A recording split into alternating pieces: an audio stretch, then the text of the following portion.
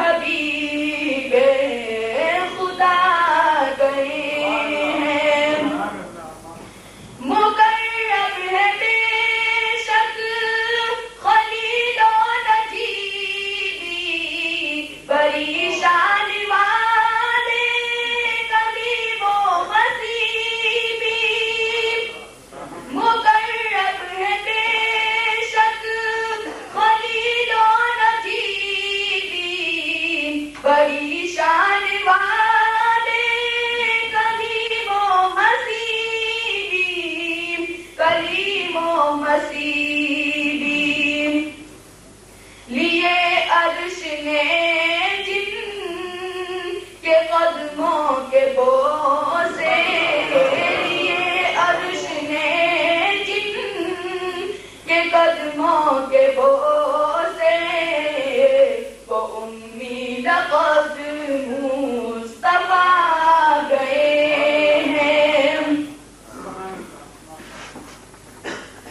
نکیرین جب میری تربت میں آ کر کہیں گے یہ جارت کا مزدہ سنا کر نکیرین جب میری تربت میں آ کر کہیں گے یہ جارت کا مزدہ سنا کر مجدہ سنا کر اٹھو بہر تعظیم نور الحسن اب اٹھو بہر تعظیم نور الحسن اب لہد میں رسول خدا گئے ہیں بڑے آج پر ہے میرا اب مقدر بڑے آج پر ہے میرا اب مقدر میرے گر حبیب خدا گئے ہیں یہ کہتی تھی گر گر میں جا کر حلیمہ یہ کہتی تھی گر گر میں جا کر حلیمہ میرے گل میں خیر ورا گئے ہیں بڑے اوج پر ہے میرا اب مقدر بڑے اوج پر ہے میرا اب مقدر میرے گر حبیب خدا گئے ہیں السلام علیکم الحمد لله الذي جعل الليل والعظيم والصلاة والسلام على من كان نبيا وآدم بين الماء والدين وعلى آله وأصحابه أجمعين برحمتك يا أرحم الراحمين أما بعد أعوذ بالله من الشيطان الرجيم بسم الله الرحمن الرحيم فلا تنهوا يا الله لا خوف عليهم ولا هم يحزنون الذين آمنوا وكانوا يتقون صدق الله مولانا العظيم وصدق رسوله النبي الكريم ونحن على ذلك لمن الشاهدين والشاكرين والحمد لله رب العالمين بارك الله لنا لكم في القرآن العظيم وآياته القديم إنك على جواد كريم حكيم الله أكبر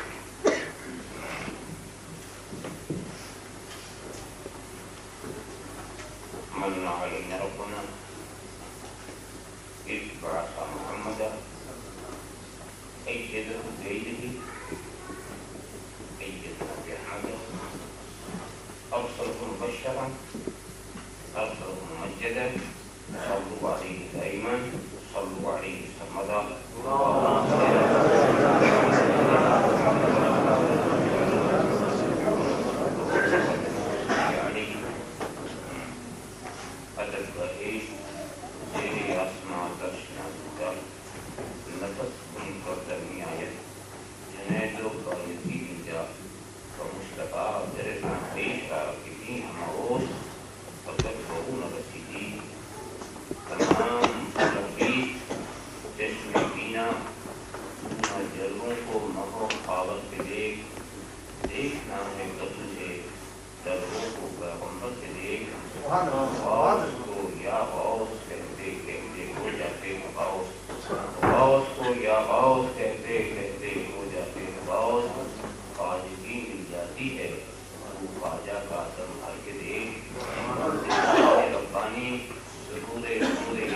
ثانی خدا کا دوسرا کوئی آپ کا ثانی ہمارے دین کی حقانیت کے دونوں شاہد ہیں، ہمارے دین کی حقانیت کے دونوں شاہد ہیں، معین الدین اجمیری، محی الدین گیلانی اور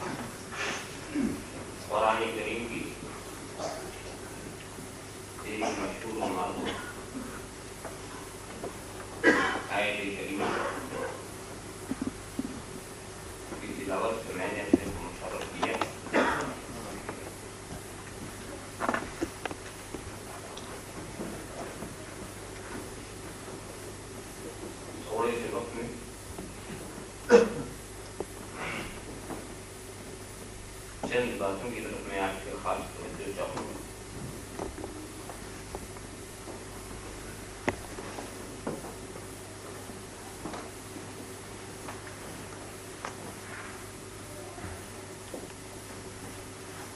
اس حقیقت سے آپ کو انکار نہیں ہوگا، یہ عالم جس کو آپ عالم مادیات کے نام سے یاد کرتے ہیں، جسمانی دنیا جسے کہہ لیجیے،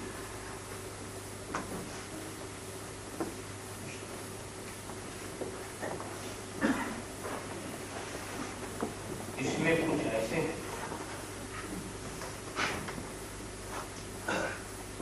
جو فیض دینے والے ہیں اور کچھ ایسے ہیں جو فیض لینے والے ہیں۔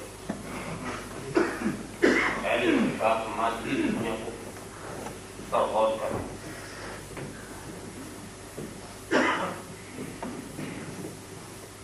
جو فیض دینے والا ہے اس کو سبھی فیض دینے والا سمجھتے ہیں۔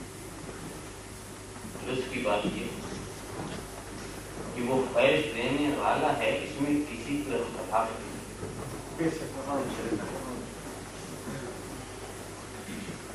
اس بات میں بالکل اختلاف نہیں کہ وہ فیض دینے والا ہے، اور جو فیض لینے والے ہیں ان کے فیض لینے میں بھی کسی کو اختلاف ہے۔ اور دوسری خاص بات یہ ہے کہ جو فیض دینے والے ہیں وہ بھی غیر خدا ہیں اور جو لینے والے ہیں وہ بھی غیر خدا ہیں۔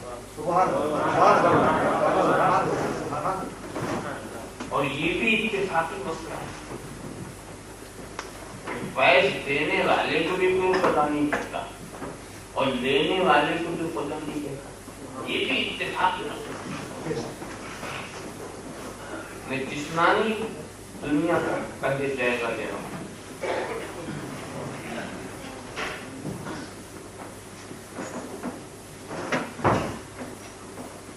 سب تصویر کرتے ہیں کہ فیض دینے والا فیض دینے سے خدا نہیں بنتا،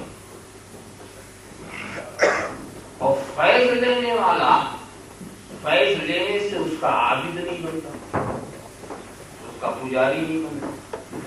نہ فیض دینے والا فیض دینے سے معبود بنتا، نہ فیض لینے والا فیض لینے سے عابد بنتا۔ اس پر بھی اتفاق، اور اس بات پر بھی اتفاق ہے کہ اب اس فیض دینے والے کو کم فیض دینے والا کہیں تو مشرک نہیں ہوتے، اور اس فیض لینے والے کو فیض لینے والا کہیں تو کافر نہیں ہوتے۔ اس پر بھی اتفاق۔ مثالوں سے میں سمجھاؤں، بات ہو جائے، آپ جانتے ہیں میں ہندی کرتا ہوں۔ یہ سورج فیض دینے والا، یہ بادل فیض دینے والا، یہ زمین فیض لینے والی عالم جسمانیت کی بات کرو، یہ سورج فیض دینے والا ہے، اس سے کوئی پاگل بھی انکار نہیں کرے گا۔ یہ بادل فیض دینے والا ہے اور یہ زمین فیض لینے والی ہے، تو فیض دینے سے بادل خدا نہیں بنا، اور فیض لینے سے زمین اس کی عابد نہیں ہوئی کہ زمین کو سورج کا پجاری کہہ دیا جائے۔ یہ ایک میں مثال دے رہا ہوں، اس طرح سے فیض لینے والے اور فیض دینے والوں کی آپ لسٹ بنائیں گے تو ایک طویل لسٹ آپ خود بنا سکتے ہیں، مگر تعجب کی بات ہے کہ عالم جسمانیات کے اندر فیض لینے والے اور فیض دینے والے کی بات کو مانتے ہوئے چلے، مگر جب عالم روحانیات کی بات آتی ہے، جب عالم روحانیات کی بات آتی ہے اور جب اس میں کہا جاتا ہے کہ روحانی دنیا میں بھی کچھ فیض دینے والے ہیں اور کچھ لینے والے ہیں، بات وہی کہی گئی، اور دینے والا فیض دینے سے خدا نہیں بنتا اور لینے والا فیض لینے سے اس کا عابد نہیں بنتا۔ اب وہ بات سمجھ میں نہیں آتی، پہلی بات تو سمجھ میں آ گئی، پہلی بات اس لیے سمجھ میں آ گئی کہ اگر سورج کے فیض کا انکار کر دیں، چاند کے فیض کا انکار کر دیں، دریاؤں کے فیض کا انکار کر دیں تو ان کو رہنے کا ٹھکانہ کہاں ملتا؟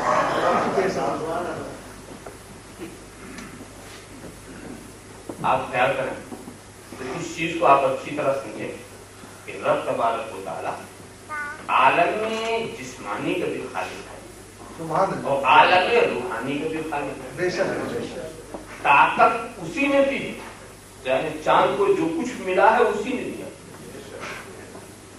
سورج کو جو کچھ ملا اسی نے دیا، دونوں کو۔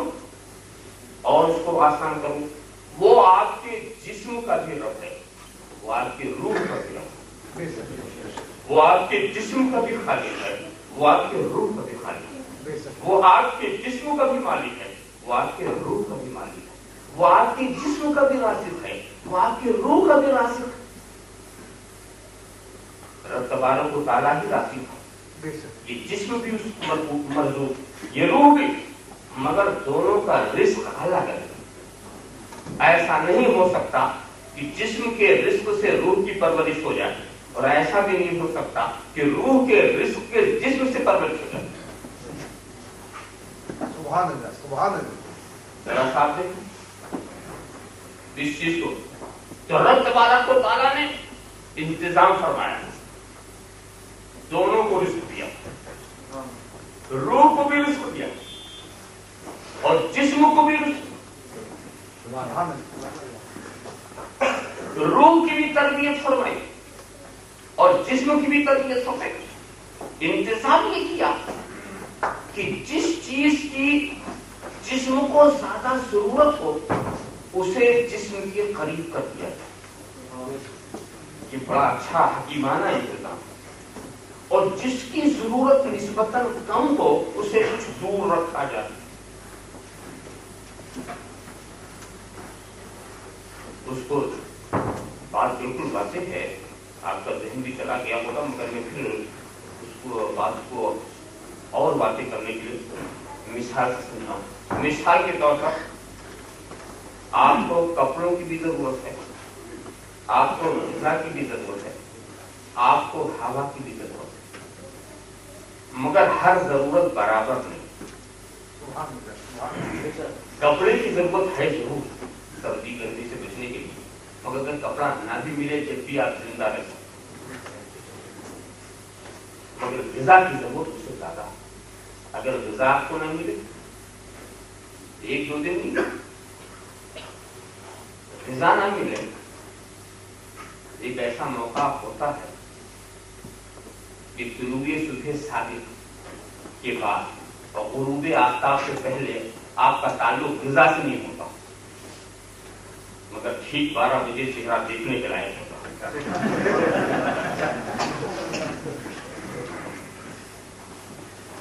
اب اگر 2-3 دن تک سابقہ نہ ہو مسلسل،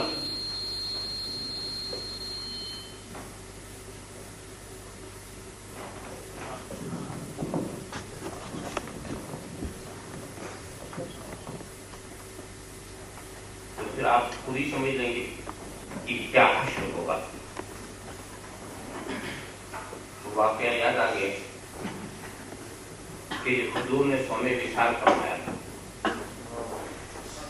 روزے کے روزہ نہ افطار نہ سحر,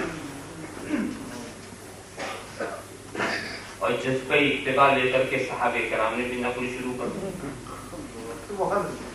چہرے پر آثار نصاحت کے نمایاں ہوئے. سرکار نے پوچھ لیا, انہوں نے کہا حضور آپ نے سونے وشال کیا, ہم نے بھی کیا. تو سرکار نے اچھی بات فرمائی, ایکم مثلی لست کاحد منکم, میں تمہارے جیسا نہیں ہوں. میں تو اپنے رکھنا شباس ہوتا ہوں, وہ مجھے کھلاتا پلاتا, مجھے کھلاتا پلاتا. اچھا ہوا کہ حضور نے تشریح کر دی, اچھا ہوا کہ حضور نے یہ تشریح کر دی تاکہ لوگ سمجھ لیں کہ فیض دینے والا کون ہوتا ہے, فیض لینے والے کون. ذرا سا کیا اہتمام فرمایا, میرا رب مجھے تھا کھلاتا پلاتا. حضرت آدم کے لیے انتظام بڑا اچھا کیا تھا جنت میں. یا آدم اسکن انت وزوجک الجنہ, اے آدم تم جنت میں اپنے زوجہ کے ساتھ سکونت کرتے رہو. بولا منھا رغدا حیث شئتما, اور بے روک ٹوک کھاؤ جو چاہو, بے روک ٹوک کھاؤ جو چاہو. کیا مطلب؟ چاہنا بھی جناب کو اور کھانا بھی, جو تم چاہو وہ کھاؤ, اجازت. جو تم چاہو وہ کھاؤ, مگر محبوب کو چاہنے کی بھی زحمت نہیں دی. جو میں چاہوں گا وہ کھلاؤں گا. محبوب تم چاہنے کی بھی زحمت کیوں, جو میں چاہوں گا وہ میرا بس کھلاتا کھلاتا, یعنی انتخاب بھی خدا کی کرے. کھلانے کیا کھلانا ہے انتخاب بھی خدا کی کرے. ذرا صاحب خیال کر. تو میں یہ بتا رہا تھا, بات بھی چل رہی تھی کہ کھانے کی زیادہ ضرورت ہے, کھانے کی زیادہ ضرورت ہے, اور ہوا کی پانی کی اس سے زیادہ, کھانے سے زیادہ پانی. کھانے کے بغیر کچھ دن رہ سکتے ہیں, اگر 24 گھنٹہ پانی نہیں ملے تو آپ کی پریشانی جو ہے وہ ہلاکت کے قریب ہو سکتی ہے. اور پانی سے زیادہ ہوا کی ضرورت. پانی کے بغیر بھی چلے گا کچھ لوگ, اور ہوا نہ ملے تو 1 سیکنڈ 2 سیکنڈ بھی رہنا دشوار مشکل ہو جائے. تو رب تبارک و تعالیٰ نے انتظام کیا گیا. چونکہ کپڑے کی ضرورت نسبتاً کم ہے, لہذا اس کو حاصل کرنے کے لیے تمہیں زیادہ محنت کرنی پڑے گی. کھیت تیار کرو, کپاس کا بیج ڈالو, جب پودے تیار ہو جائیں تو کپاس حاصل کرو, اس کے بعد اس سے دھاگا بناؤ, اس کے بعد اس سے کپڑا بناؤ, کپڑے کو لے آؤ, لا کے تراش خراش کر کے درزی کے حوالے کرو, وہ سی کر جب تمہیں دے اب وہ پہننے کے لائق. اتنی محنت کی تب جا کر کے آپ کو لباس ملا, مگر کھانے کی ضرورت اس سے زیادہ ہے, لہذا آپ اتنی محنت ہم تم سے نہ لیں گے جس کا کپڑے کو حاصل کرنے میں تمہیں محنت لگانی پڑے. بس اتنے کرو, بیج ڈالو, پودا اٹھے گا, خوشے لے کے چلے آؤ, یہاں پیسو, روٹی پکاؤ, کھا لو. اس کے لیے نہ تمہیں فیکٹری میں جانا, نہ اس کے ڈورے نکالنے ہیں, نہ اس کا کوئی تھان تیار کرنا ہے, نسبتاً آسانی ہو گئی. اور اس سے زیادہ ضروری جب پانی تھا تو اب اس کے لیے بیج بھی ڈالنے کی ضرورت نہیں, بس زمین کھودو اور پانی نکال لو.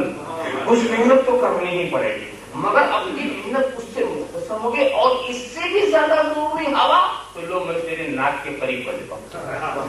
اس کے لیے نہ تجھے زمین کھودنی پڑے گی, نہ بیج ڈالنا پڑے گا, نہ کوئی محنت کرنی پڑے گی, مگر سانس تو لینے ہی پڑے گی.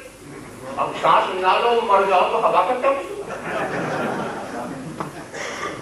اتنا تو تجھے کچھ کرنا ہی پڑے گا. ایسا ہو نہیں سکتا کہ کچھ ہماری ہی نہ کرے, اتنی تو محنت تجھے کرنی ہی پڑے گی.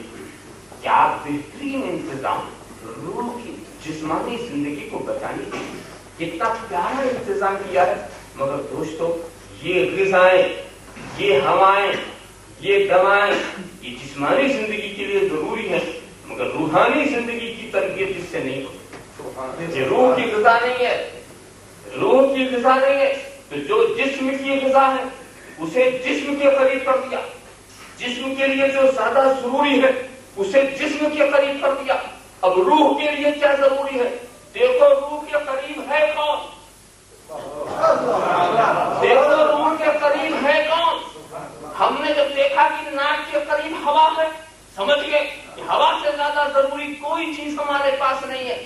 اب یہ تو ہمارا مشاہدہ ہے کہ ہوا ہمارے ناک کے قریب۔ اب اس خالق کائنات سے پوچھو کہ اس نے ہماری روح کے قریب بھی کسی کو کیا؟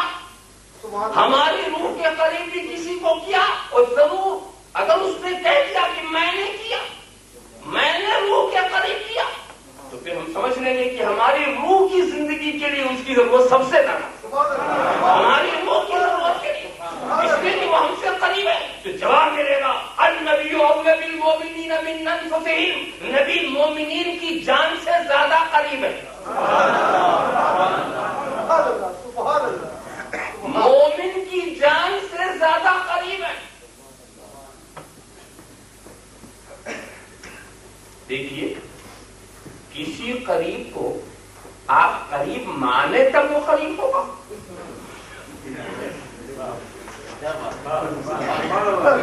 جو قریب ہے وہ قریب رہے گا، چاہے اسے قریب مانو چاہے نہ مانو، اور جو دور ہے وہ دور ہی رہے گا، چاہے اس کو تم دور مانو چاہے نہ مانو۔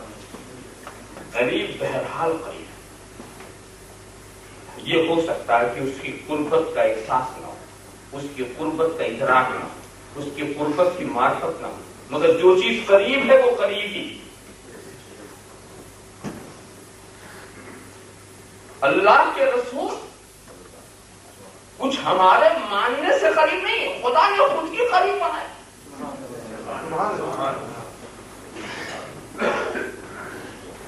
نحن اقرب الیہ من حبل الورید، رب تبارک و تعالیٰ ارشاد فرماتے ہیں نحن اقرب الیہ من حبل الورید، اللہ رگے جان سے زیادہ قریب۔ تو جو خدا کو نہیں مانتا کیا اس کے قریب نہیں؟ جو خدا کے وجود کا منکر کیا خدا اس کے قریب نہیں؟ معلوم ہوا کہ کسی کے انکار اور تصدیق کا اس پر کوئی اثر نہیں پڑتا۔ جو قریب ہے وہ قریب۔ مگر میں سوچنے لگا کہ حبیب کے لیے کہا کہ یہ جان سے زیادہ قریب، اپنے لیے کہا رگے جان سے زیادہ قریب۔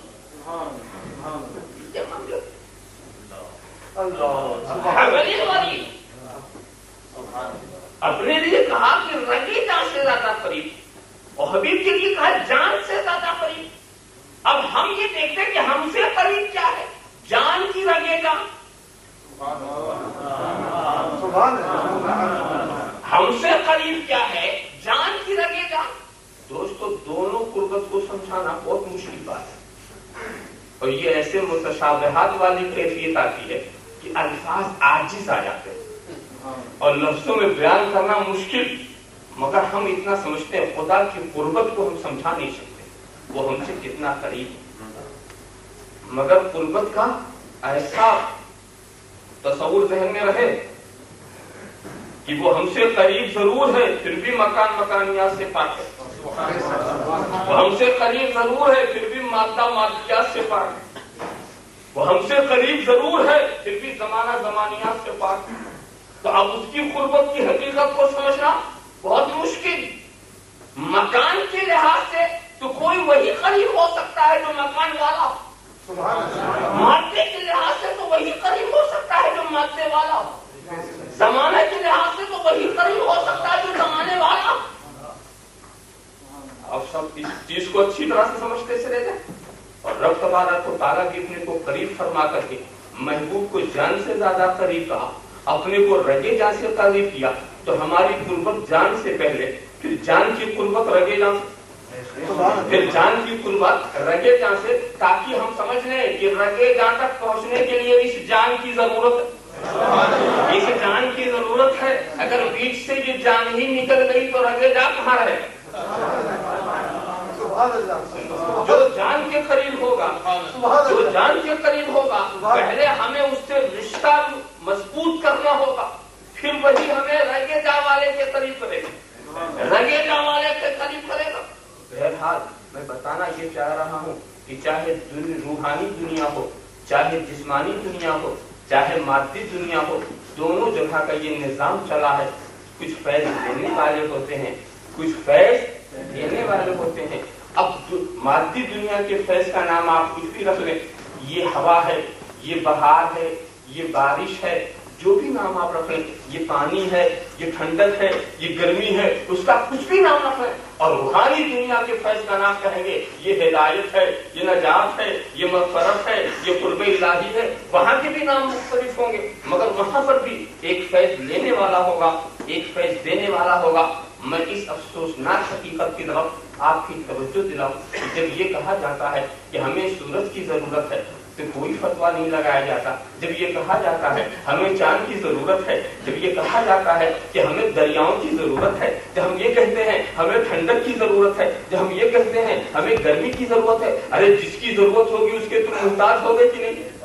جس کی ضرورت ہوگی، ہمیں چاند کی احتیاج ہے یعنی ہم محتاج ہیں، وہ محتاج الہ ہے، ہمیں سورج کی ضرورت ہے یعنی ہم محتاج ہے، وہ محتاج الہ ہے۔ تو بڑے تعجب کی بات ہے جب ہم چاند کو اپنا محتاج الہ بنائیں اور چاند کے محتاج بنے، سورج کے محتاج بنے، دریاؤں کے محتاج بنے، آگ کے محتاج بنے، گرمی اور ٹھنڈک کے محتاج بنے، جب تو ہمارا ایمان اب سلامت رہے۔ اور اگر ہم یہ کہتے ہیں ہمیں رسول کی ضرورت ہے، ہمیں غوث کی ضرورت ہے، ہمیں خواجہ کی ضرورت ہے، ہمیں روحانی بندوں کی ضرورت ہے، تو شرک کہاں سے آ گیا سمجھ میں نہیں آتا۔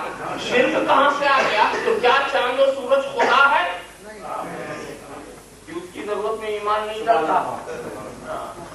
صاحب خیال کریں، یہ تعجب، یہ سوال اٹھتا کیسے، یہ سوال اٹھتا کیسے ہے؟ دنیا کا نظام ہی کچھ رب تبارک و تعالیٰ نے ایسا بنا دیا ہے کہ دونوں عالم کے اندر جسم کی روح کی غذا اور ہے اور جسم کی غذا اور ہے۔ جسم کی غذا سے روح کی تربیت نہیں ہوتی اور روح کی غذا سے جسم کی بھی تربیت نہیں ہو سکتی۔ وہ حضور نے فرمایا نا ابھی تو اندر ابھی میرا رب مجھے کھلاتا پلاتا، تو میں سوچ میں آیا کہ کیا کھلاتا پلاتا، میرا رب مجھے کھلاتا پلاتا، کیا کھلاتا پلاتا۔ اب چلے وہاں جو سرکار کے قریب ان سے پوچھا جائے، اے صدیق اکبر، آپ محرم اسرار نبوی ہیں، آپ منبع علوم مصطفی ہیں، اور آپ کا حال یہ ہے کہ چہرے نبی پر آپ ہی کی نظر ہے جو جمی رہتی ہے، کوئی نظر اٹھا کے دیکھنے والا نہیں۔ سرکار یہ بتائیے کہیں حضور کو کچھ کھاتے پیتے دیکھا؟ سونے وصال کی دنیا کبھی کچھ حضرت خدیجہ الکبریٰ سے چل کر پوچھے کہ سرکار آپ بتائیں، آپ تو خلوت والی ہیں، کبھی حضور کو کچھ کھاتے پیتے دیکھا؟ حضرت عائشہ سے پوچھیے، حضرت میمونہ سے پوچھیے، حضرت ام سلمہ سے پوچھیے، جلوت والے بھی خاموش، خلوت والے بھی خاموش، کسی نے کھاتے پیتے نہیں دیکھا۔ اور نبی کہہ رہے مجھے رب کھلا پلا رہا، مجھے رب کھلا پلا رہا۔ بات میں آپ کو بتانا چاہتا ہوں کہ اس غذا کو وہ تو رب تبارک و تعالیٰ ہی جانے، جب انتخاب اسی کا ہے اور مشیت اسی کی ہے، وہ کھلا رہا ہے، تو اس کی تفصیلات میں کہاں آپ کو لے جاؤں، مگر اتنا سمجھو کہ ایک ہوتی ہے روح کی غذا اور ایک ہے جسم۔ یہ روٹی بوٹی جو ہے یہ جسم کی غذا، اس سے روح کی پرورش نہیں ہو سکتی۔ روٹی بوٹی کھانے والا کیا جسم کمانا ہوگا، روح کمزور ہو جائے گی۔ اور ذکر الہی جو ہے یہ روح کی غذا، اس سے جسم کی پرورش نہیں ہو سکتی۔ آپ ذکر الہی میں لگے رہے روح توانا ہو جائے گی مگر جسم کمزور ہو جائے گا۔ ذکر الہی یہ روح کی غذا، تسبیح و تحلیل ربانی یہ روح کی غذا، روٹی بوٹی یہ جسم کی غذا۔ آپ روح کی غذا سے آپ کے جسم کی پرورش نہیں ہو سکتی اور جسم کی غذا سے آپ کی روح کی پرورش نہیں ہو سکتی، مگر محبوب کی شان بھی کچھ ایسی نرالی۔ محبوب کی شان کہ ایسے اوقات ہوتے ہیں کہ انوار کا اتنا غلبہ ہوتا ہے کہ پورا جسم مبارک عین روح بن جاتا ہے، پورا جسم مبارک عین روح بن جاتا ہے، نورانی ہو جاتا ہے۔ تو جو روح کی غذا ہے وہی جسم کی غذا بن جاتی ہے، جو روح کی غذا ہے اسی سے جسم کی پرورش ہوتی ہے، وہی جسم کی غذا بن جاتی ہے۔ اور ضرورت ہے کہ سرکار ایک وقت ایسا دکھائیں کہ روح کی غذا سے جسم کی پرورش ہو، تاکہ قیامت تک کوئی نہ کہہ سکے کہ رسول کا جسم ہمارے جسم کی طرح، کوئی کہہ نہ سکے۔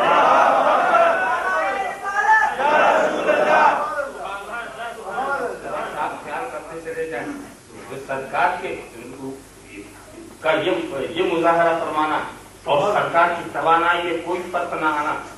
बात भी ये है कि सरकार जो जिस्म की भी ग़िज़ा खाते हैं उससे भी नूर बनता, उससे भी नूर बनता है।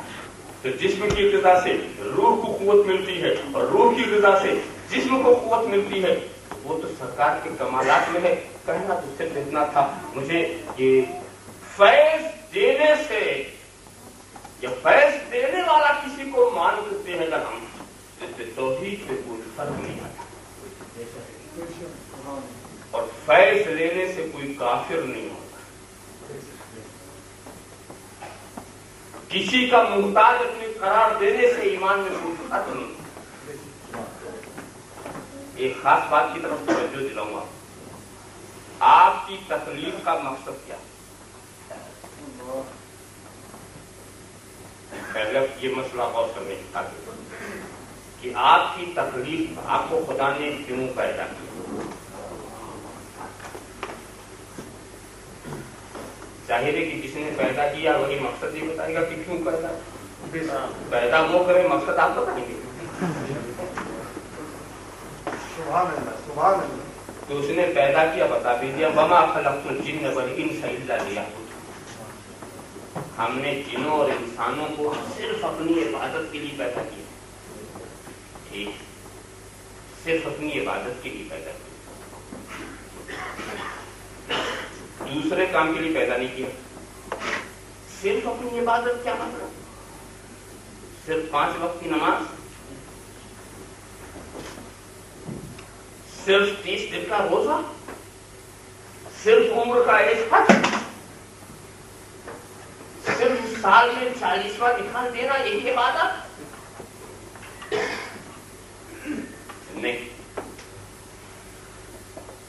सिर्फ इबादत का मतलब यह है कि तुम्हारी जिंदगी का हर लम्हा खुदा की रजा के लिए भी खुदा की रजा के लिए। नमाज पढ़ना ही इबादत नहीं है, नमाज छोड़ना भी इबादत। खुदा की रजा अगर को है तो नमाज पढ़ना ही इबादत नहीं है, नमाज छोड़ना भी इबादत है। अगर आप इस मंदिर को देखना चाहते हैं और बहुत वाज़ेह तौर पर, तो मैं पूछता हूं कि अरफात के मैदान में रहने वालों कि मगरिब का वक्त आया तुम नमाज छोड़ क्यों रहे? नमाज क्यों छोड़ रहे? मगरिब का वक्त, मक्के वाला नमाज ना पढ़े मुजरिम, मीना में रहने वाला नमाज ना पढ़े मुजरिम, मदीने में रहने वाला नमाज दुनिया की किसी गोशे में रहे और उस वक्त नमाज ना पढ़े मुजरिम, और अरफात वाला पढ़ ले तो मुजरिम। अरे वक्त हो गया नमाज के। अरे नमाज कहने वालों, नमाज एक इबादत और इबादत खुदा के रजा के लिए की जाती। तो खुदा जहां पढ़ाए वहां पढ़ना इबादत है, जहां छोड़ा दे वहां छोड़ना इबादत। और उसके बाद फिर क्या हुआ? कहां पढ़ेंगे फिर? जहां मगरिब माफ का माफ नहीं, वक्त आ गया पढ़ने नहीं दिया और माफी का फरमाना भी नहीं मिला कि माफ, चलो आगे मुस्तलसा में पढ़ना, वहां पढ़ना है, वहां तो वक्त निकल जाएगा। निकल जाएगा तो क्या, मगर पढ़ना पड़ेगा। जब वक्त आया तो पढ़ने नहीं दिया, जब वक्त निकल गया तो पढ़ने की बात की जा रही। तो मैंने सोचा चलो कज़ा पढ़ लेंगे, नहीं, अदा पढ़ना। वक्त के बाद अदा तो वक्त पर है, ये वक्त के बाद अदा कैसी? ये वक्त के बाद तो कज़ा होती है, अदा कैसी? जवाब मिलेगा, मैं तू नहीं जानता, यही तो मेरे महबूब की अदा है।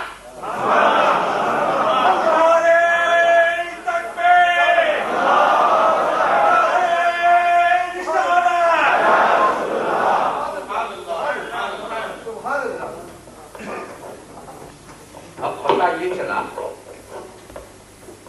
साबित हुआ कि जुमला फराइज फुरूग हैं, ثابت ہوا کہ جملہ فرائض فروع ہے، اصل الاصول بندگی استاجور ہے۔ نماز افضل العبادات ہے نا، زوال کے وقت پڑھ کے دکھاؤ، غروب کے وقت پڑھ کے دکھاؤ، طلوع کے وقت پڑھ کے دکھاؤ، بڑی افضل عبادت ہے، پڑھو، ثواب ملے گا، کچھ اجر ملے گا۔ روزہ بہت اچھی عبادت ہے، عید کے دن رکھ کے بتاؤ،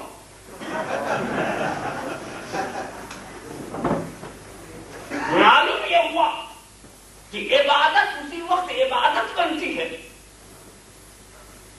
جب محبوب کی نقل اور خدا چاہتا کیا ہے کہ اپنے حبیب کی نقل کرائے۔ پورے اسلامی عبادتوں کا سوائے اس کی کوئی فلسفہ تو میں نے سمجھائی کہ صرف حبیب کی نقل مقصود۔ اگر حبیب کی نقل من کل الوجوہ مقصود نہ ہوتی تو یہ بات نہایت ہی نامعقول ہے کہ ہم عربی سمجھتے ہی نہیں، عربی میں نماز پڑھ لیں۔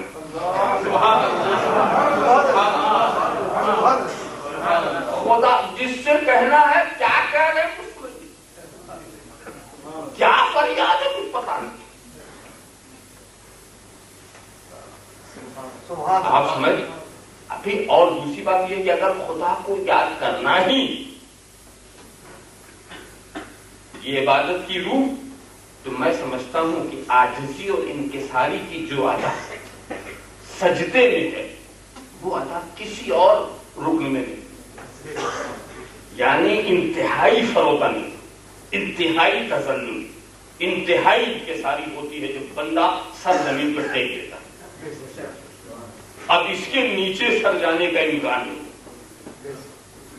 یہ بہت تو کیا اچھا ہوتا کہ ہم خدا کی بارگاہ میں جب حاضر ہوتے تو یہی انتہائی فروتنی کی ادا لے کر کے حاضر ہوتے اور شروع سے آخر تک سجدے میں رہ کر کے ہی سب نماز پڑھ لیتے ہیں، مگر اس سے بھی روکا۔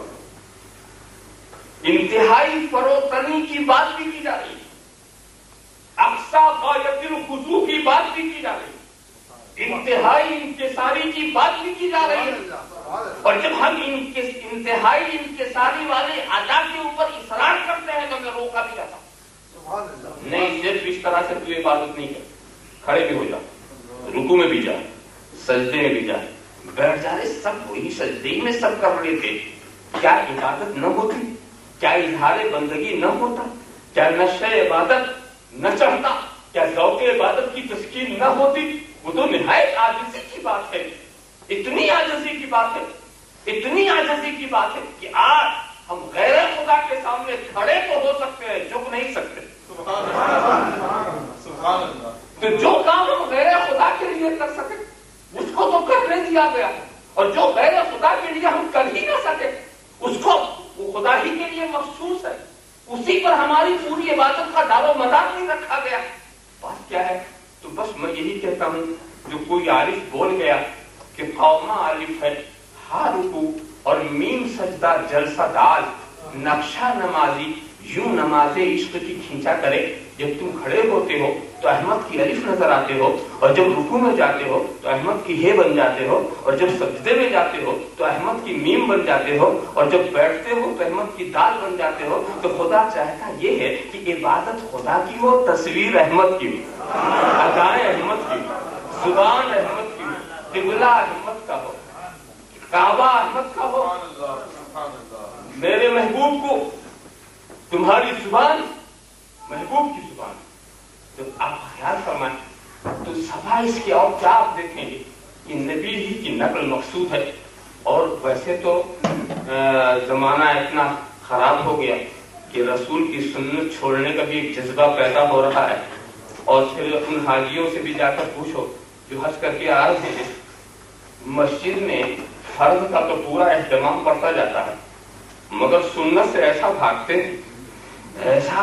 ہیں، ادھر سلام پھرا تو دوسرے سلام میں امام بھی غائب اور مقتدی بھی غائب۔ बेचारे हमारे हिंदुस्तान और पाकिस्तान के जो मुसलमान जाते हैं वो तो मुकम्मल पढ़ते हैं, वो एक जज्बा लेके जाते हैं, मोहब्बत का एक तूफान लेके जाते हैं, इश्क की एक दुनिया लेकर जाते हैं। मगर जिनके अंदर इश्क की दुनिया नहीं है, सुन्नत के नाम ही से इस कदर उनको घबराहट होती है। और मैं भी सोचने लगा, एक किसी जमाने में मैंने एक रिसाला देखा था जो बेंगलोर से निकलता है, उसका नाम अल हक, नाम कितना अच्छा है, अल हक, और जब पढ़ा तो निकला अल बातिल।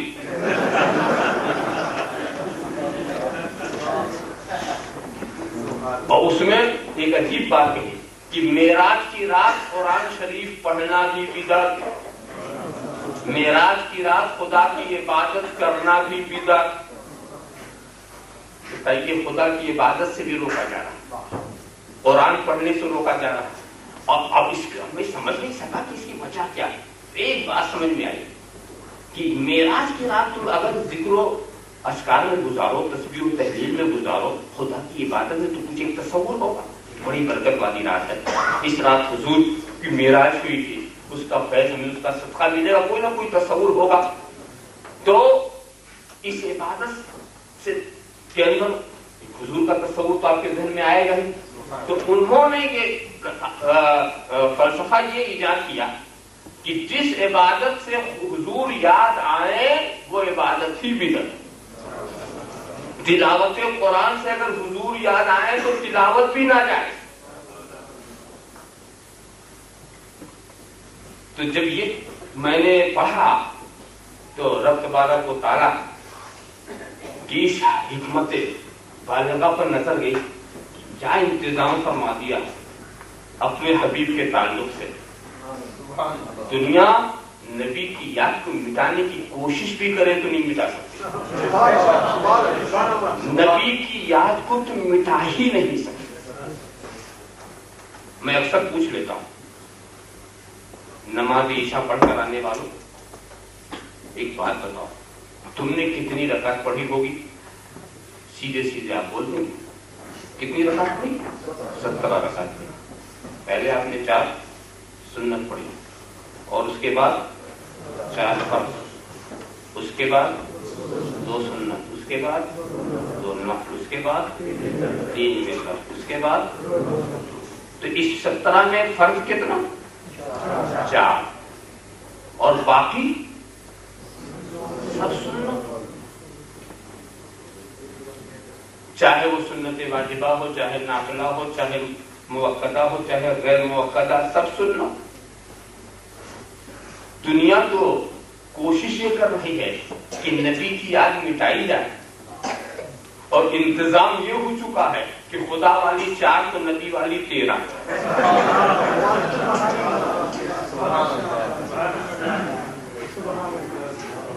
खुदा वाली तो 4 पढ़ा और नबी वाली 13।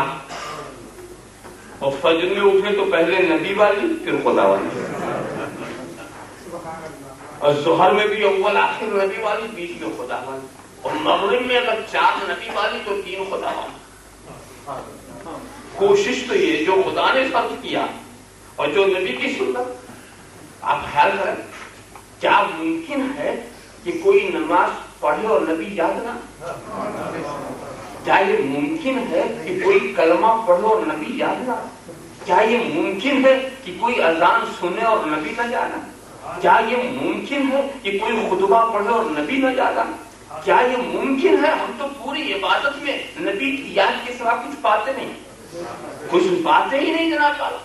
मगर अगर कोई जिद कर ले कि नहीं साहब हम तो सारी सुन्नत छोड़ देंगे, और एक दलील बड़ी मजबूत दे रहे हैं अपने हिसाब से कि अगर ये सुन्नत जरूरी तो खुदा फर्ज कर देगा, खुदा ने नहीं फर्ज किया तो हम क्यों फर्ज कर रहे हैं? क्या सुन्नत छोड़ने का जवाब है? तो मैं कहता हूं कि अच्छा चलो, तो अगर तुम सारी सुन्नत को छोड़ दोगे तो फर्ज तो पढ़ोगे, फर्ज पढ़ोगे कि नहीं पढ़ोगे? पढ़ोगे। अच्छा, अब उलमा से पूछो इस फर्ज में कितना फर्ज है?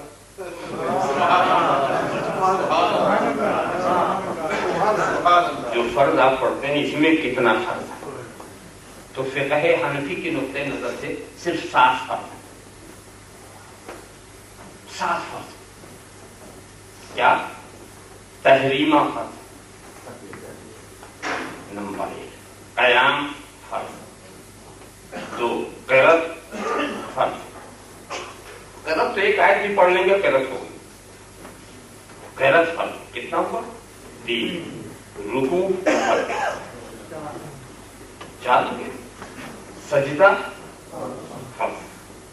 آخری بیٹھک پہلی نہیں 4 رکعت والے میں جو آخری بیٹھک یہ بھی فرض. 6 ہو گئے. اور ایک خروج بسن رہی جس کو کہتے ہیں بالقصد نکل جانا. السلام علیکم ورحمۃ اللہ کہنا نہیں ورحمۃ اللہ بل بالقصد نکل جانا. نماز بالقصد چھوڑ دینا یہ بھی فرض ہے. باقی سب سنت. سورہ فاتحہ بھی سنت. تسبیحات سنت. تعطیل ارکان سنت. جتنی منزلیں ہیں سب سنت. جب نماز پڑھو گے تو مکمل جب پڑھو گے تو 7 تو فرض بقیہ سب سنت. اب اگر تم سنت چھوڑو گے تو سورہ فاتحہ کی برکتوں سے تمہیں محروم کر دیا جائے. سنت چھوڑو گے تو سبحان ربی الاعلیٰ سبحان ربی العظیم بھی نہ کہہ سکو گے.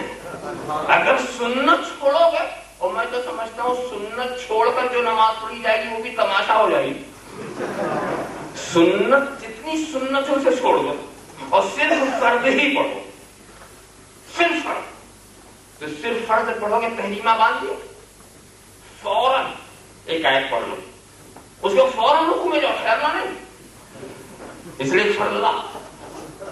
اور رکوع میں بھی ٹھہرنا نہیں. اگر ٹھہرو گے تو سنت فوراً کھڑے ہو جاؤ تیزی کے ساتھ اور فوراً وہاں بھی ٹھہرنا نہیں ورنہ سنت. فوراً چلے جاؤ سجدے میں بالکل ڈائریکٹ سجدے میں وہاں بھی ٹھہرنا نہیں ورنہ سنت. کچھ پڑھنا نہیں ورنہ سنت. پھر جلدی سے بیٹھ جاؤ بس اٹھو بیٹھو اٹھو بیٹھو اٹھو بیٹھو.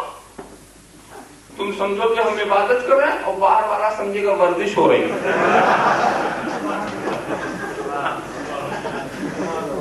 آپ خیال کرتے چلے جائیں. مگر کوئی ضد کر لے کہ صاحب چاہے کوئی کچھ بھی سمجھے ہم پڑھیں گے صرف فرض. اچھا بھائی فرض بھی پڑھو تو فرض قیام تو فرض ہے وہ تو کرنا ہی پڑے گا. سجدہ فرض ہے وہ تو کرنا ہی پڑے گا. آخری بیٹھک بھی فرض ہے چلیے صاحب وہ بھی کرنا ہے. تو جو فرض ہے وہ تو کرنا. مگر مجھے یہ بتاؤ یہ قیام رسول نے کیا تھا یا خدا نے؟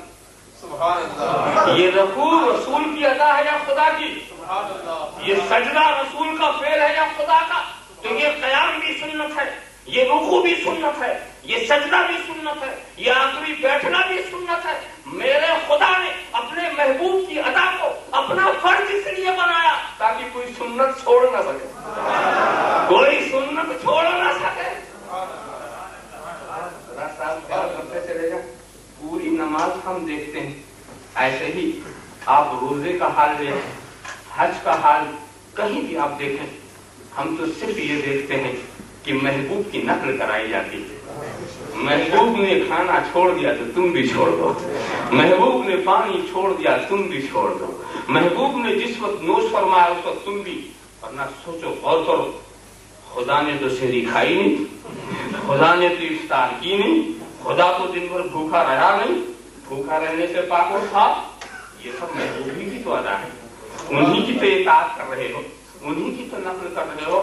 اور حج کا معاملہ تو اور بھی بہت واضح ہے. مجھ سے کہا گیا خدا کا فرض ہے چلو خدا کا فرض ہے چلو. اور جب وہاں پہنچے تو کہا کہ اس گھر کا چکر لگاؤ اس پہاڑی کی صحیح کرو صفا و مرا کی صحیح کرو عرفات میں ٹھہرو مزدلفہ میں رات گزارو مینا میں رمی جمار کرو مقامی ابراہیم کو مصلی بنا لو یہ کرو وہ کرو اور جا کر وہاں قربانی کرو. اب میں سوچنے لگا کہ خدا کا فرض کہے کہ مجھے بلایا گیا تھا. خدا کا فرض ہے خدا کا فرض ہے تو خدا نے کب چکر لگایا اور خدا نے کب صحیح کی اور عرفات میں خدا کب ٹھہرا مزدلفہ میں خدا تمہیں کب رات گزاری رمی جمار خدا نے کب کیا. ہم کو تو خدا کا فرض کہہ کے بلایا گیا. مگر وہاں تو جب دیکھا کہ جو کچھ کرایا جا رہا ہے یہ وہی ہے جو مصطفیٰ نے کیا. جو کچھ کرایا جا رہا ہے وہ وہی ہے جو مصطفیٰ نے. اب سمجھ میں آ گیا کہ خدا ساری کائنات کو اپنے گھر میں اس لیے بلا رہا ہے کہ گھر میرا ہو ادا مصطفیٰ کے ہو. دربار میرا ہو یا ان کی ہو.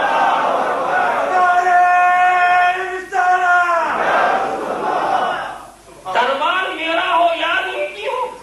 اب بتاؤ رسول کی یاد کو کوئی مٹا سکتا ہے؟ کبھی نہیں مٹا سکتا. مٹایا ہی نہیں جا سکتا. ان کی اداؤں ہی کا نام حج ہے, ان کی اداؤں ہی کا نام روزہ ہے, ان کی اداؤں ہی کا نام نماز ہے. ان کی ادائیں ہیں جس پر ہم عمل کرتے ہیں, اور اس کو کبھی تو رسول کی یاد کو مٹایا نہیں جا سکتا. ہاں ایک شکل ہے, کوئی یہ چاہے کہ رسول یاد ہی نہ آئے تو ایک شکل بہت سوچا میں نے کہ پھر کوئی ایسی بھی شکل ہے کہ رسول یاد ہی نہ آئے, یاد ہی نہ آئے. میں یہ نہیں کہتا کہ وہ شکل آپ اپنا کر کے اپنی آپ پر خراب کرو, مگر شکل ایک ہی نظر آئی. رسول کے نہ یاد آنے کی صرف ایک شکل ہے کہ کافر ہو جاؤ, مسلمان رہو گے تو یاد کرنا ہی پڑے گا.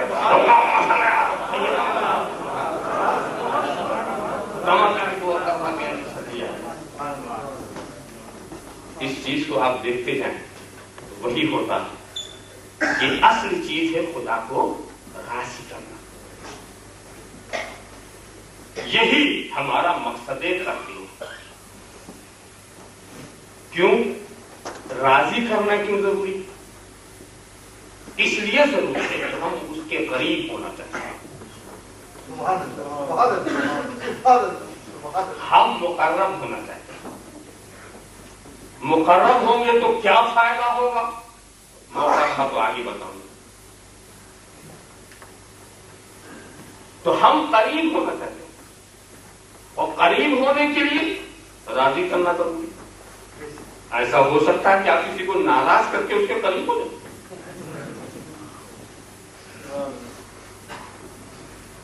تو چونکہ ہمارا مقصد تخلیق جو ہے وہ قرب الہی, اور قرب الہی مل نہیں سکتی جب تک رضا الہی نہ ہو. اب خدا کی رضا کا سمجھنا یہ ہمارے بس سے باہر. تو ہم کو ہمارے مقصد تک پہنچانے والا کون؟ بہت سی آپ نفے تلے انداز میں سمجھنے کی کوشش کریں. کڑی سے کڑی ملی ہوئی مقصد تقریب قرب الہی. قرب الہی ملے گی نہیں جب تک رضا الہی نہ ملے. اور رضا الہی خدا کس بات سے راضی, اس کا پتہ ہمیں کیسے ہے؟ کوئی ایسا ذریعہ آپ کے پاس جس سے آپ خدا کی رضا سمجھ لیں؟ کیا خدا نے کوئی ایسا ذریعہ دیا ہے؟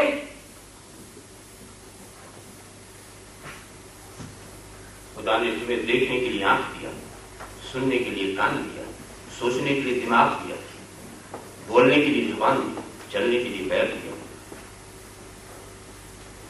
احساس کے لیے قوت لامحسا دی. بڑی قوتیں اس نے دی. ایک ایک چیز کو سمجھنے کے لیے دیا. اپنی رضا کو سمجھنے کے لیے کیا کیا؟ ہم کس سے راضی ہے؟ کوئی جو بتا دے. میں تو سامنے ہوں. میں کس سے, پیر صاحب کس بات سے راضی؟ پیر صاحب کے ساتھ رہنے کا شرف مجھے برابر حاصل ہوتا. میں سمجھ نہیں سکا کہ یہ کس وقت کس بات سے راضی. یہ کام کچھ آسان نہیں, یہ کام کچھ آسان نہیں. ایک حساب سے آسان بھی کہ پیر صاحب خود ہی بتا دیں کہ میں کس سے راضی. مگر میں اپنی عقل سے سمجھنا چاہوں تو جب بندہ بندے کی رضا کو نہیں سمجھتا تو خدا کی رضا کو ہم اپنی عقل سے کیسے سمجھیں؟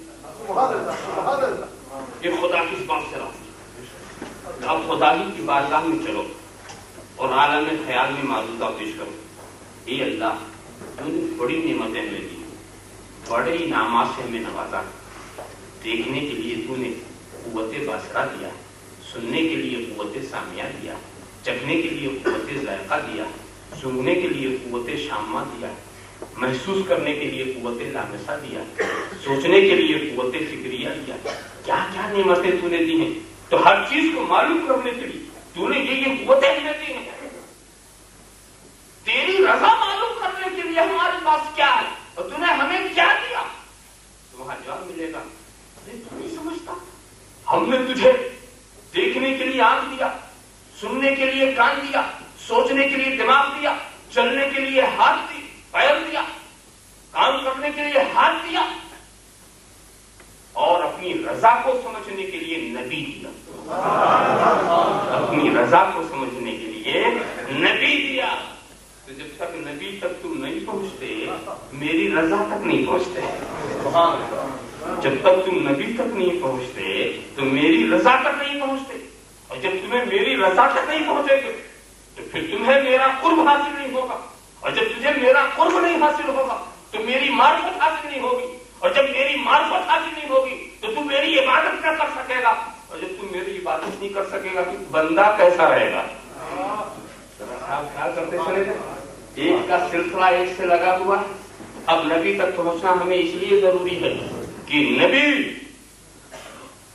ہی سے ہم معلوم کر سکیں گے کہ خدا کی رضا کیا ہے، خدا کی رضا کیا ہے. مگر دوستو صحابہ کرام کے لیے تو بڑی آسانی تھی کہ وہ نبی کے قریب ہی تھے. خدا کی رضا صبح شام ان کو معلوم ہوا کرتی تھی. ہمارے لیے دشواری یہ ہو گئی ہے کہ ہم کچھ فاصلے پر ڈال دیے گئے تو ہمیں وہاں تک پہنچنے کے لیے ہمیں بھی ذرائع کی ضرورت ہے. نبی تک پہنچنے کے لیے صحابہ تک پہنچنے کے لیے تابعین تک پہنچنے کے لیے اولیاء کاملین. یہ سلسلہ جو ہم نے لگایا ہے یہ اس لیے لگایا ہے تاکہ ہم خدا کی رضا کے قریب ہو سکے. ہم خدا کی رضا کے قریب ہو سکے اور اس کا قرب ہمیں مل سکے. تو یہ ضرورت ہے. تو بیعت و ارادت اس لیے کی جاتی ہے کہ اپنے کو اس آئینے کے سامنے کر دو، اپنے کو ان آئینوں کے سامنے کر دو جن آئینوں کا تعلق ان آئینوں سے ہے جس کا تعلق آئینے رسالت سے. مدینے سے آفتاب چمک رہا ہے، اس کی کرنیں صحابہ کے آئینوں پر پڑ رہی ہیں. اب صحابہ کے سامنے ہو جاؤ، اس کی کرنیں تم پر پڑیں گی. اور پھر تابعین کے آئینوں کے سامنے جو ہوگا اس کی کرنیں ان پر پڑیں گی. یہاں سے وہاں تک سلسلہ لگا ہوا ہوگا. حالانکہ جو کرن ہم تک پہنچی ہے یہ بھی گنبد خضراہی کی کرن ہے. یہ سارے واسطے ہیں مگر واسطے اتنے اہم ہیں کہ بیچ کا کوئی بھی آئینہ ہٹا لیا تو آپ تاریخ ہو جائیں گے. بیچ کا کوئی بھی آئینہ ہٹا لیا تو آپ تاریخ ہو جائیں گے. تو بیعت اور ارادت اس لیے کی جاتی ہے کہ کسی ایسے آئینے کے سامنے ہو جاؤ جس پر رسالت کی کرن پڑ رہی ہو، جس پہ محمدی تجلیاں پڑ رہی ہو، جس پہ انوار رسالت پڑے، اس کے سامنے ہو جاؤ. لہذا ہر آئینے کے سامنے مت ہونا، دیکھنا کہ وہ بھی کسی آئینے کے سامنے ہے کہ نہیں. اللہم صلی اللہ سیدنا مولانا محمد کہاں پہ کو اثر پر کہنے صلی ہے. یہ کتنی بڑی ضرورت ہے، کتنی بڑی ضرورت ہے. میں اصل میں ساری گفتگو کا خلاصہ پیش کروں. میں بتانا یہ چاہتا تھا کہ ولیوں کی ضرورت کیا ہے، اولیاء کی ضرورت کیا ہے. تو اس سلسلے میں نے یہ مختصر سی تفصیل آپ کے سامنے رکھی. ویسے ایک بات اور میں واضح کر دوں یہاں پر کہ دروازے نبوت بند ہوئے گا. اب کوئی نبی نہیں آئے گا. کوئی جھوٹے دعویٰ کرنا ہو اور نبی ہونا ہو. ویسے جھوٹا دعویٰ کرنے والے تو بہت پیدا ہو چکے، کتنے پیدا ہوں گے. سرکار نے تو نشاندہی فرمائی ہے کہ 30 دجال پیدا ہوں گے. 30 دجال، اور یہ سب نبوت کا دعویٰ کریں گے.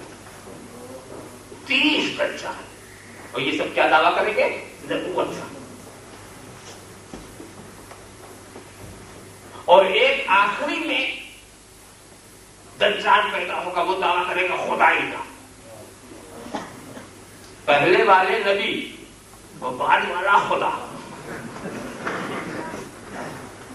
پہلے والے دعویٰ کریں گے نبوت اور بعد والا دعویٰ کرے گا خدائی کا. تو اسی لیے میں کبھی کہہ جاتا ہوں یہ ایسے نبی ہیں جن کا خدا بعد میں آئے گا. نعرہ تکبیر.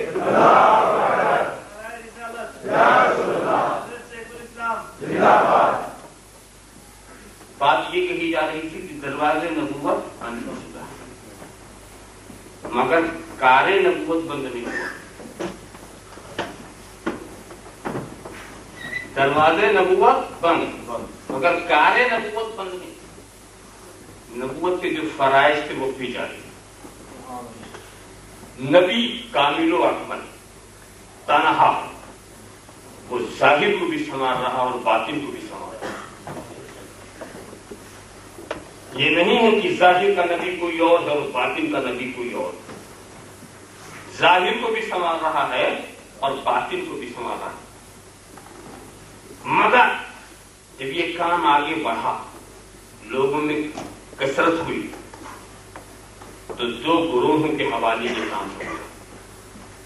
ایک گروہ کے کو ظاہر کو سنوارنا سپرد کر دیا گیا اور ایک گروہ کی نظر باطن کے سنوارنے پر ہوئی. تو یہ جو ظاہر کے سنوارنے والے ہیں ان کو کہا گیا یہ علماء اور جو باطن کے سنوارنے والے ہیں ان کو کہا گیا یہ اولیاء.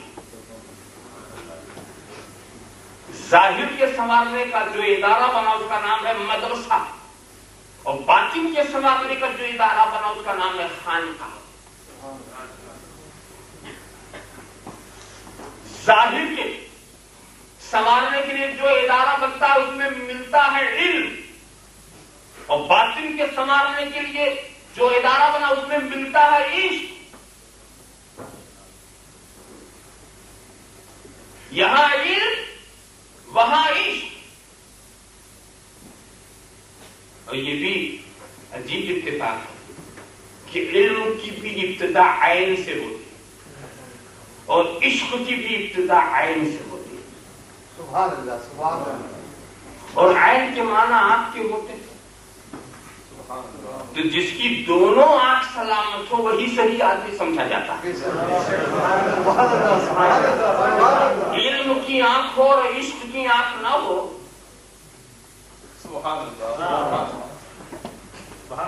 تو علم کی ایک آنکھ اور عشق کی آنکھ ملتی ہے یا. اچھا بات یہ ہے اب علماء کا کام کیا ہے؟ ظاہر کو سنوار دو اور قالب کو سنوار دو اس کا اثر قلب پہ ڈالو. اور صوفیہ کیا کرتے ہیں؟ قلب کو سنوار دو اس کا اثر ظاہر پہ ڈالو. دونوں کو سنوار رہا دونوں کا مقصد طریقے کار الگ الگ. ایک کہتا ظاہر کو سنوار دو اس کا اثر قلب پہ ڈالو اور ایک کہتا قلب کو سنوار دو اس کا اثر ظاہر پہ ڈالو. مگر ایک بات بتاؤں کہ قالب سنورنے کے بعد قلب سنور جائے ہوتا مگر ضروری نہیں. کبھی قالب تو سنور جاتا مگر اس کا اثر دل سے نہیں پڑتا. مگر اگر دل سنور جائے تو ظاہر کا سنورنا لازم. ادھر سے کام جو لوگ کرتے ہیں بڑا پکا کام ہے. جو قلب سے جو سفر شروع کرتے ہیں قالب کی طرف ان کا کام بڑا پختہ ہے. اور جو قالب سے قلب کی طرف جاتے ہیں وہ کبھی ناکام بھی ہو جاتے ہیں. قالب سے جو چلا وضو کا طریقہ بتایا نماز کا انداز بتایا کھڑا کر دیا سب کچھ پڑھا دیا اتنا تو کر دیا جو عالم کا کام تھا وہ ہو گیا.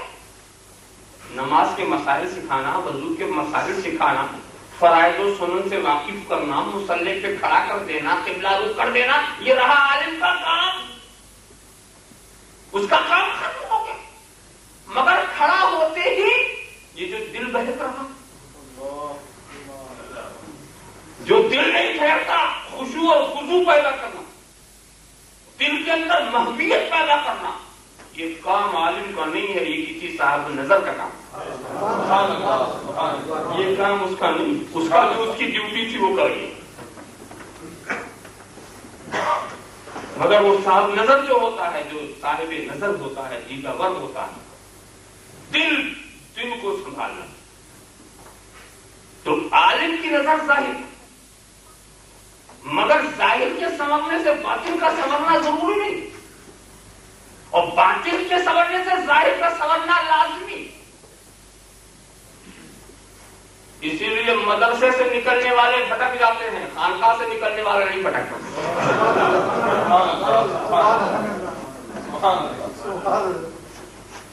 ایسے ایسے بھٹکنے والوں کے حالات ابھی مولانا اورنگزیب سنا کے گئے. مدرسے سے نکلنے والا اور ہوتا ہے، اور خانقاہ سے نکلنے والا اور ہوتا ہے، وہ نہیں بھٹکتا. اس لیے تو ان کا کام ادھر سے چلتا ہے. مگر مقصد دونوں کا یہ ہے کہ قاری کو سنوارو تاکہ قلب سنور جائے. یہ کہتے ہیں قلب کو سنوارو تاکہ قاری سنور جائے. اور جب دونوں کا ہے تو کام بھی الگ الگ. اس پر وہ مشہور واقعے کی طرف ذہن لے جائیے. وہ چینی اور رومی والا قصہ سنا ہوگا آپ نے کہ ایک مرتبہ چینیوں اور رومیوں میں ایک مقابلہ ہوا کہ اپنا اپنا فن دکھاؤ، اپنا اپنا فن دکھاؤ. کیا کرنا؟ ٹھیک ہے، ایسا کرو کہ ایک پردہ ڈال دو. ہم اس دیوار پر اپنا فن دکھا رہے ہیں، وہ اس دیوار پر دکھا رہے ہیں، تو بیچ میں پردہ تاکہ کوئی ایک دوسرے کو دیکھ نہ سکے کہ کر کیا رہے. تو چینیوں نے کیا کیا کہ اپنی دیوار پر نقش و نگاہ بہترین فنکاری کا بہترین مظاہرہ کیا. اور رومیوں نے کیا کیا؟ اپنی دیوار پر کچھ نہیں کیا، صرف گھسائی کی. اتنا گھسائی کی، ایسا سرکل کیا کہ آئینے کی طرح بنا دیا، بالکل آئینہ، پوری دیوار کو آئینہ کر دیا. اور چینی جو ہے محنت کر رہے ہیں، رنگ و روغن لگا رہے ہیں.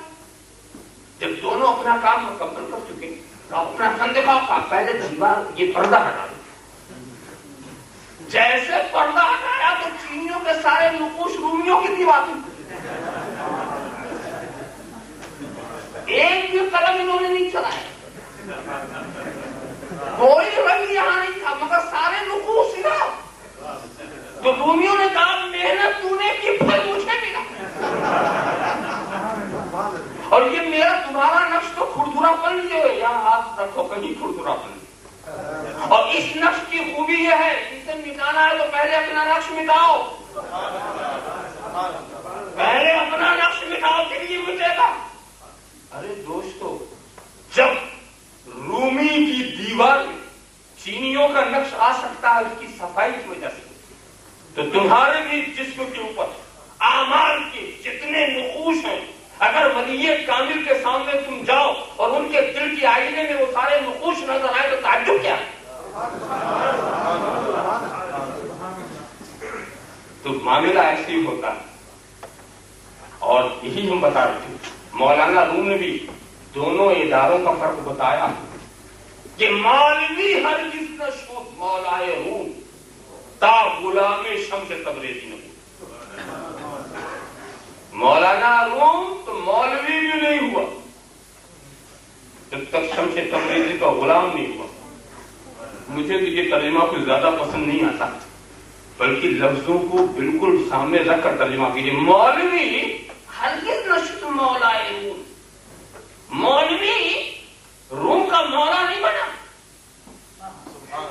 مولوی ہرگز نہ شد مولائے روم. ارے مولوی مولوی تھا، مولوی مولوی تھا، روم کا مولا نہیں ہوا جب تک شمس تبریزی کا غلام نہیں.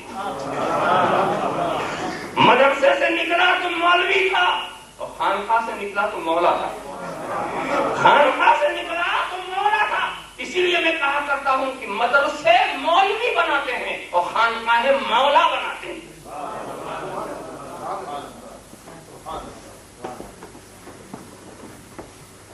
کتنی سخت ضرورت ہے ان علماء کی جو قالب کو سنبھالتے ہیں، اور کتنی سخت ضرورت ہے ان صوفیاء کی جو قلب کو سنبھالتے ہیں، جو قلب کو سنبھالتے ہیں.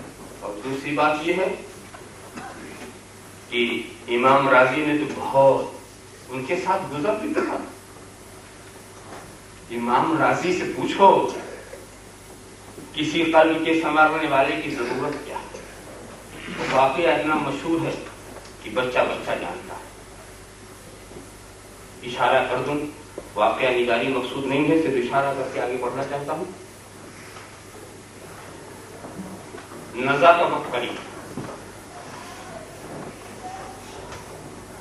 ابلیس آ گیا. راضی، خدا کے ایک ہونے کی تمہارے پاس کیا دلیل؟ دلیل پیش کیا، اس نے کاٹ دیا. دوسری دلیل، تیسری دلیل، دلیل پہ دلیل، کم و بیش 360 دلیلیں پیش کر دی. وہ کاٹتا چلا گیا. آخر میں ان کے بھی پیشانی پہ پسینے آنے لگے اور حضرت نجم الدین کبرا ان کے پیر و مرشد دیکھ رہے. یہ راضی جاتے جاتے بھی مناظرہ کر رہا ہے. کہیں سے اشارہ کیا، راضی کیوں نہیں کہہ دیتا کہ میں بلا دلیل خدا کو ایک مانتا ہوں. کیا بات ہے، بلا دلیل. یہ امام راضی نے کہا میں بلا دلیل خدا کو ایک مانتا ہوں. اب بتائیے شیطان کیا کاٹے؟ دلیل ہو تو کاٹے.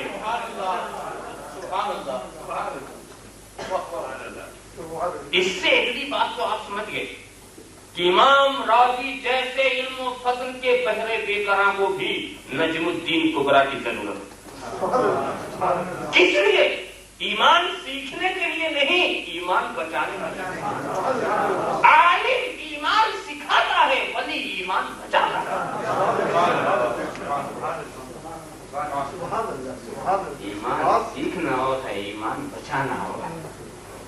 اسی لیے ہم دیکھتے ہیں کہ ہر ولی علم عالم سے سیکھتا ہے. ہر ولی علم کس سے سیکھتا ہے؟ عالم. اور ہر عالم مرید کس کا ہوتا؟ ولی. اچھا تعلق ہے کہ ایمان ہم سے سیکھو، ہمارا ایمان تم بچاؤ.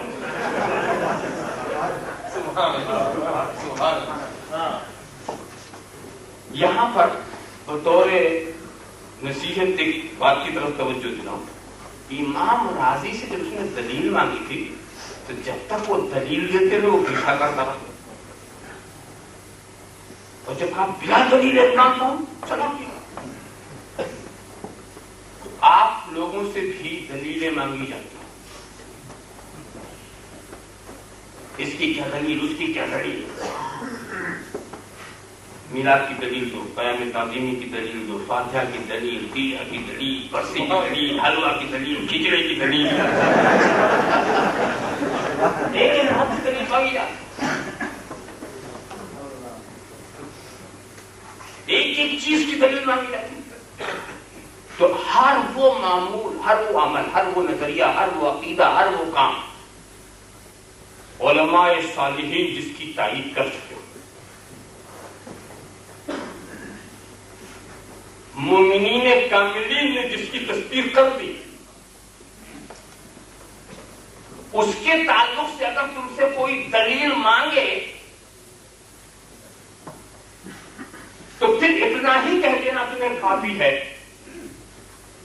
کہ جب یہ غوث و خواجہ کا عمل ہے، جب یہ بندہ نواز یسوع دراز کا طرز عمل ہے، جب یہ شاہ عالم و قطب عالم کی روش ہے، جب یہ اولیاء کرام کا فرمان ہے، ان کا عقیدہ ہے، ان کا عمل ہے، تو ہم اس کو بلا دلیل سے ہی مانگیں.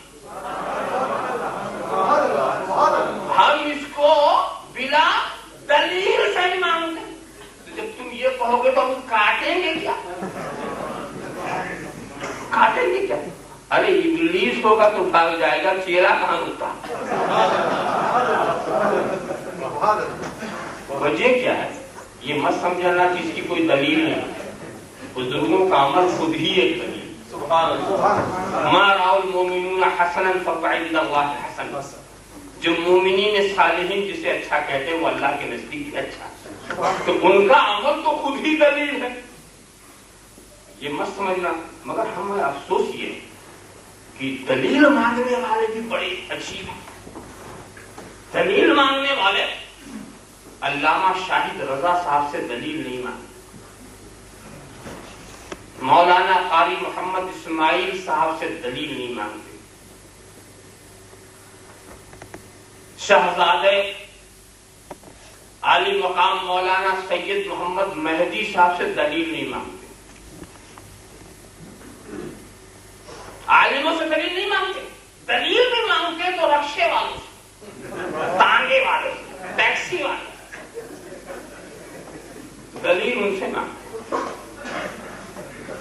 وہ جانتے ہیں جس کے پاس عقیدہ نظریہ موروثی آیا ہے، دلیل موروثی نہیں ہوتی، دلیل وراثت میں نہیں ملتی، وراثت میں عمل ملتا، وراثت میں نظریہ ملتا، وراثت میں روش ملتی، مگر اس کے پیچھے دلیل کیا ہے یہ تو کتابوں سے ملتی، اس کے پیچھے دلیل کیا ہے یہ علماء کی صحبت سے ملتی۔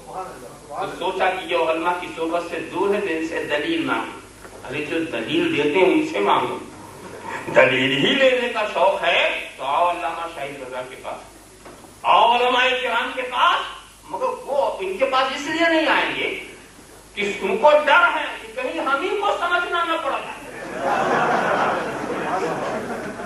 اور طے کر لیا ہے کہ ہم نہیں سمجھیں گے، طے کر لیا۔ وہ آپ نے سنا ہوگا کہ ایک صاحب نے چیلنج کر دیا کہ اس مسئلے کو اگر کوئی مجھے سمجھا دے تو میں پوری جائیداد اس کے نام لکھ دوں گا۔ اعلان ہو گیا، پوری جائیداد، پورا بینک بیلنس، پورا گھر بار لکھ دوں گا۔ گھر گئے، بیوی نے سنا تیرا دماغ خراب ہو گیا، بڑے بڑے دانشور عقل مند لوگ اس شہر میں بستے ہیں، اگر تجھے سمجھا دیا تو تو کیا کرے گا، سب لکھنا پڑ جائے گا، اب کیسے سمجھائیں گے، میں سمجھوں گا ہی، میں نے بھی طے کر لیا کہ میں سمجھوں گا ہی۔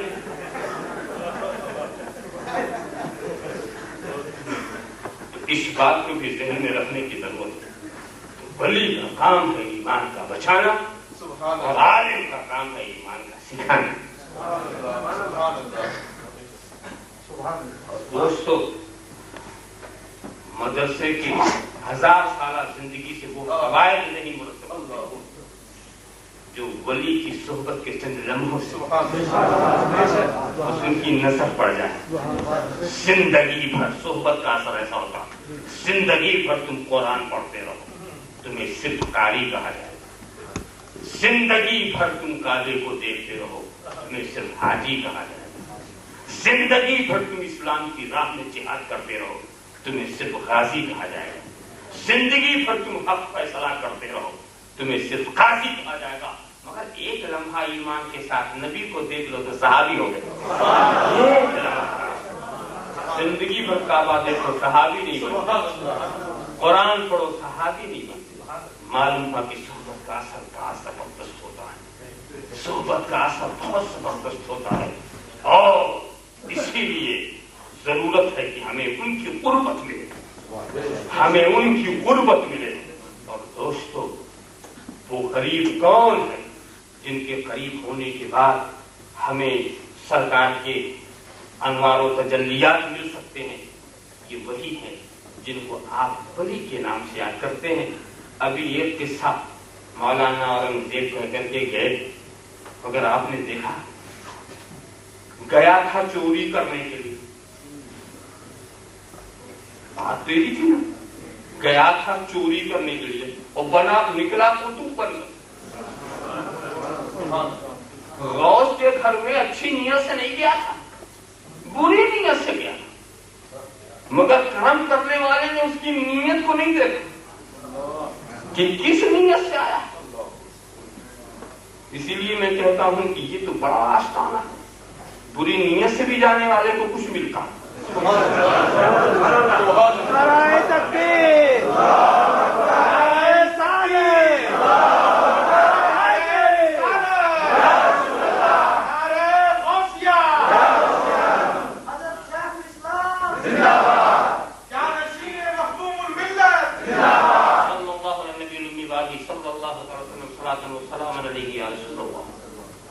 آپ خیال کریں، مجھے تو ایک واقعہ کی بات بھی ہے کہ وہ گیا کون، یہ مت دیکھو گیا کہاں، یہ دیکھو کون گیا، یہ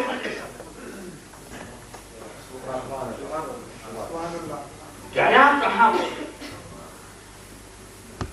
इसलिए कि जो जहां जाता है वहां जो चीज होती है वो मिलती है। जिनमें अक्सर कहा करता हूं कि दीन अगर लेना हो तो जिसके पास जाओ देखो उसके पास दीन है भी कि नहीं। अगर आप किसी से इल्म लेना चाहें तो पहले समझ लें उसके पास इल्म है कि नहीं। इल्म लेने के लिए आप किसी जाहिल के पास चले जाएं तो इल्म मिलेगा। फल लेने के लिए किसी बेहुनर के पास चले जाए तो फल मिलेगा। तो फल लेना है तो पहले देख लो कि उसके पास वो फल है जो आप लेना चाहते हैं। इल्म लेना है तो पहले देख लो उसके पास वो इल्म है जो आप लेना चाहते हैं।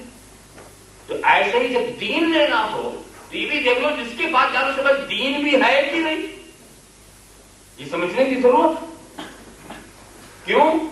बेइल्म से इल्म नहीं मिल सकता, बेहुनर से हुनर नहीं मिल सकता, और बेदीन से दीन नहीं मिल सकता। जब उसी के पास नहीं तो देना कहां से? किसी के पास सोना ना हो उससे सोना मिल जाए, चांदी ना हो चांदी मिले। वो तो शेख सादी वाला लतीफा इस मौके पर याद आ जाता कि एक फकीर के घर में चोर चला गया। फकीर के घर में चोर चला गया रात के वक्त, तलाशी शुरू कर दी उसने। इसकी आंख जब खुली तो देखा कोई साहब हमारे घर की तलाशी ले रहा है। बड़े इत्मीनान से बोलते हैं भाई यहाँ तो मुझे दिन में कुछ नहीं मिलता, तुझे रात में क्या?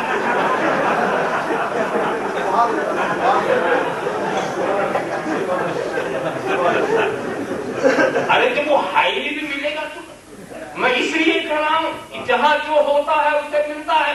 तो चोर ऐसे घर में गया था जहां विलायत भरी हुई थी, वही लेके निकल आया।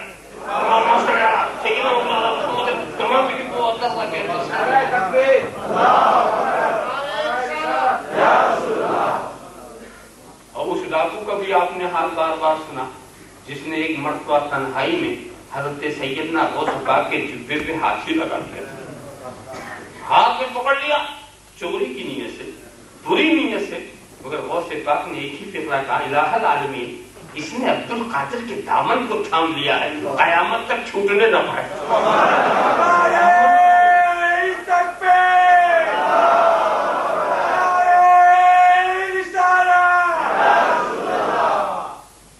जरा सा आप ख्याल करो कि इस सोहबत से उसे जो फायदा मिला वहां तक वो जिंदगी भर की रियाजत से नहीं पहुंच सकता, मुजाहिदे से नहीं पहुंच सकता था।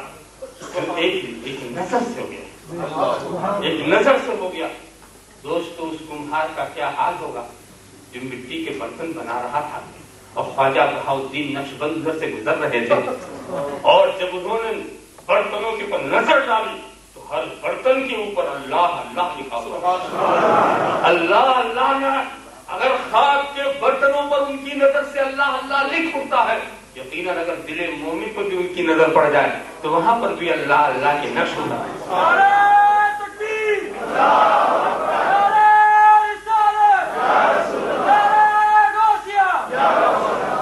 मैं ये कहता हूं दोस्तों, अपनी कमजोरी और नातवानी को मत देखो।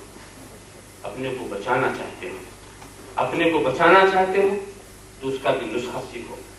ये छोटा सा पत्ता, ये छोटा सा पत्ता हवाएं जहां चाहती हैं उड़ाती। पत्ता बन करके जिंदगी मत गुजारो, हवाओं के ऊपर अपने को मत छोड़ो।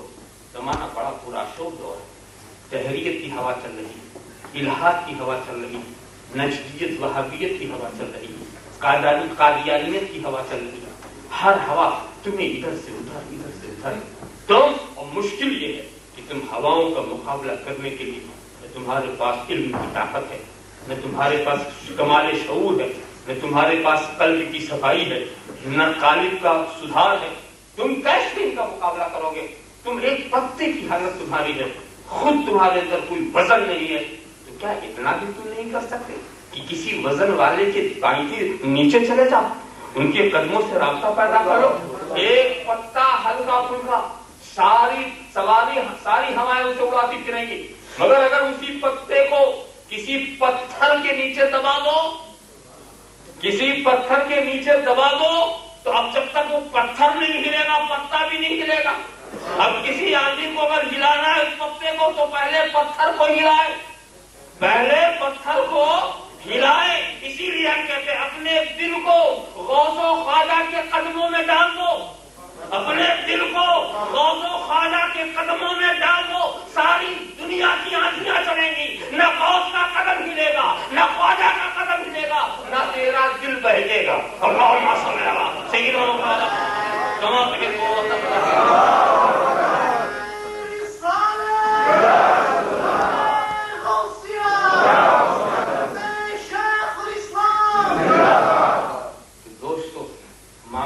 بہت ہی ہمارے مطلب کا ہے، اور ہمیں جب تک ان کی قربت نہیں ملے گی، ہم ان کی صحبت میں نہیں آئیں گے، ہم بارگاہ رسالت تک ہمارا مضبوط رابطہ نہیں ہوگا، اور جب تک مضبوط رابطہ بارگاہ رسالت سے نہیں ہوگا ہم رضائے الہی کو سمجھنے میں ناکام رہیں گے، اور جب تک ہم رضائے الہی کو سمجھنے میں ناکام رہیں گے ہم اپنے مقصد تخلیق تک نہیں پہنچ سکتے۔ مقصد تخلیق تک پہنچنے کے لیے ہمیں اجمیر بھی پہنچنا ہے، ہمیں بغداد بھی پہنچنا ہے، ہمیں آقائے نقشبند سے بھی رابطہ رکھنا ہے، ہمیں مولا سرورد کو بھی اپنا سرتاج بنانا ہے۔ وآخر دعوانا ان الحمد للہ رب العالمین۔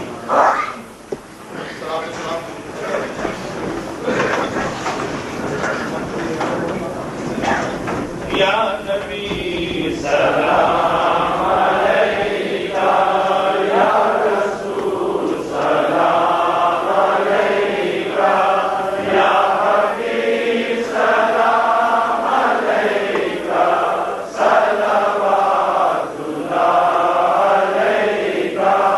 طلع البدر علینا من ثنیات الوداع، وجب الشكر علينا ما دعا لله داعي۔ يا نبي سلام عليك، يا رسول سلام عليك، يا حبيب سلام عليك، صلوات الله عليك۔ پیارے نور کی آنکھوں کے تارے، اب کسے سیاد پکارے، تم ہمارے ہم تمہارے۔ یا نبی سلام علیکہ، یا رسول سلام علیکہ، یا حبیب سلام علیکہ، صلوات اللہ علیکہ۔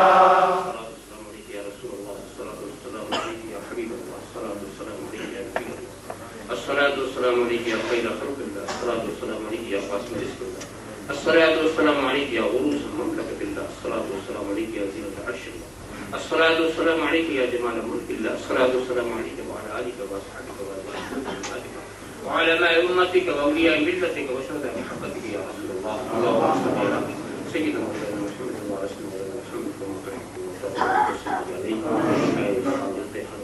بستی ششتی لتا بکل دشتی علم و عمل و فراق دشتی ایمان و اما و تندرستی مستقرات اجالائی کرم نقطۂ نظر سے خدارہ محمد دیکھ دامن میرے کے گناہوں کے ماں سوا رحمت دوام تو اپنے کرم کو دے خدا، جس میں جب تک میری جان رہے تجھ پہ صدقہ تیرے محبوب کے قربان رہے، جس میں جان نہ رہے پر یہ دعا ہے مولا نظر کے وقت اللهم إنا نعوذ بفضلك القديم وتولك العظيم ورزقك الرحيم، اللهم ادفع عنا البلاء والوباء بحمد عبادك المقربين من الأنبياء والمرسلين والشهداء والصالحين والأبدال والأوتاد أجمعين، إن الله وملائكته يصلون على النبي يا أيها الذين آمنوا صلوا عليه وسلموا تسليما۔